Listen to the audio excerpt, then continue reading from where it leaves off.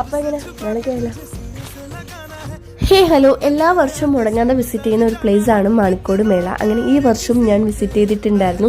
ഈ ഒരു വർഷത്തെ മാണിക്കോട് മേള എനിക്ക് ഭയങ്കര ഡിഫറെൻ്റ് ആയിട്ടാണ് തോന്നിയത്. കാരണം എന്തെന്ന് ഞാൻ എണ്ണി പറഞ്ഞുതരാം. കഴിഞ്ഞ വർഷം മാണിക്കോട് മേളയിൽ ഞാൻ വന്നപ്പം വണ്ടി പാർക്ക് ചെയ്തിരുന്നത് അങ്ങനെ തൈക്കാടിൻ്റെ അപ്പുറമാണ് വണ്ടി പാർക്ക് ചെയ്തിരുന്നത്. അത്രയ്ക്ക് തിരക്കായിരുന്നു. ഇന്ന് ഞാൻ പാർക്ക് ചെയ്തത് മാണിക്കോട് ആ ഒരു മേള നടക്കുന്നതിൻ്റെ തൊട്ടിപ്പുറത്താണ് വണ്ടി വരെ പാർക്ക് ചെയ്തത്. തൈക്കാടിന്ന് ഇപ്പുറം തുടങ്ങുന്ന ലൈറ്റ് ഞാൻ കണ്ടത് ഇന്നും മാണിക്കോട് മേളയുടെ ആ ചുറ്റുഭാഗത്ത് മാത്രമാണ്. ആൻഡ് അവിടെ നിന്ന് ഞാൻ 20 രൂപ എടുത്തിട്ട് അകത്തേക്ക് കയറി. അപ്പോൾ എനിക്കൊരു ചെറിയ പ്ലാനിങ് ഉണ്ടായിരുന്നു വളം വാങ്ങിക്കണമെന്ന്.